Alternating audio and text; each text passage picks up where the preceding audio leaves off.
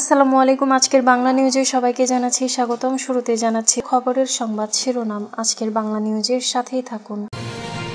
আওয়ামী লীগের খাপটি মেরে থাকা অনুচরেরা এখনও তৎপর, মির্জা ফখরুল।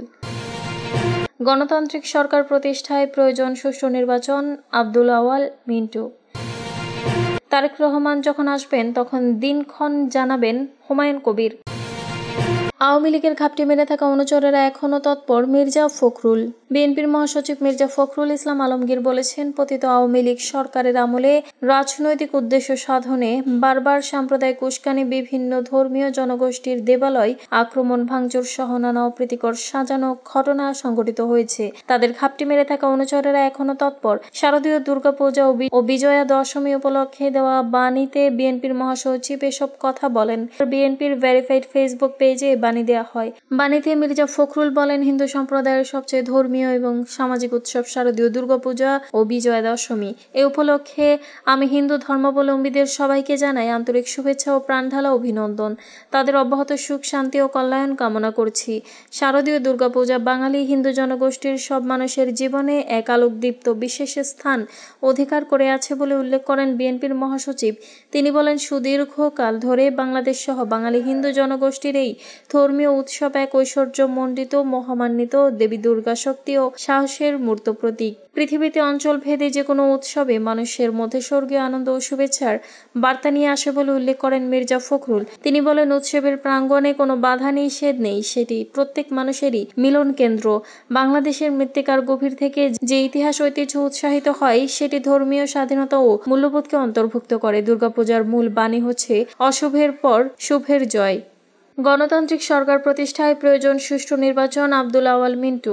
বিএনপির ভাইস চেয়ারম্যান আব্দুল আওয়াল মিন্টু বলেন, গণতান্ত্রিক সরকার প্রতিষ্ঠার একমাত্র উপায় হলো অবাধ, সুষ্ঠু ও গ্রহণযোগ্য নির্বাচন। বুধবার বিকেলে ফেনীর দাগনভূঞা উপজেলার রাজাপুর বাজারে ইউনিয়ন ভিত্তিক জেলা ও সংসদীয় আসনের প্রাথমিক সদস্য সংগ্রহ নবায়ন কার্যক্রমের উদ্বোধনী অনুষ্ঠানে প্রধান অতিথির বক্তব্যে আব্দুল আওয়াল মিন্টু একথা বলেন।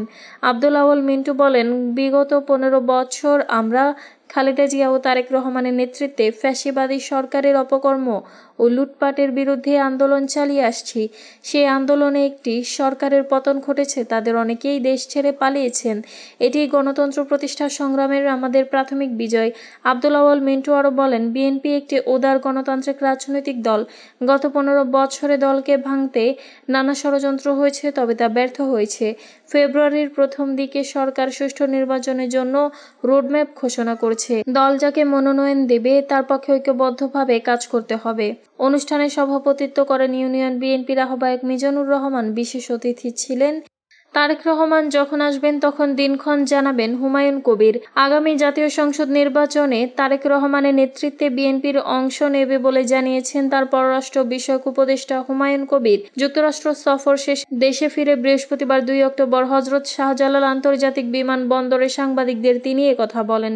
বিএনপির ভারপ্রাপ্ত চেয়ারম্যান তারেক রহমানের দেশে ফেরা নিয়ে সাংবাদিকদের প্রশ্নে তিনি বলেন, উনি যখন আসবেন তখন দিনক্ষণ জানাবেন বলেও দলও জানাবে।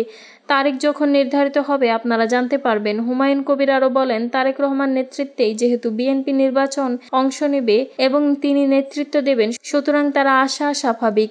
উনি যখন আসবেন দল থেকে জানানো হবে দিন তারিখ।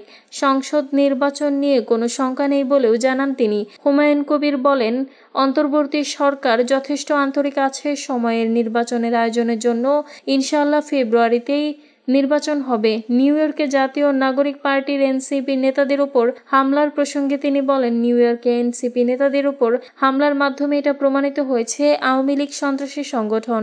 কেন তাদের কার্যক্রম স্থগিত করা হয়েছে সেটি প্রমাণ হয়ে গেছে।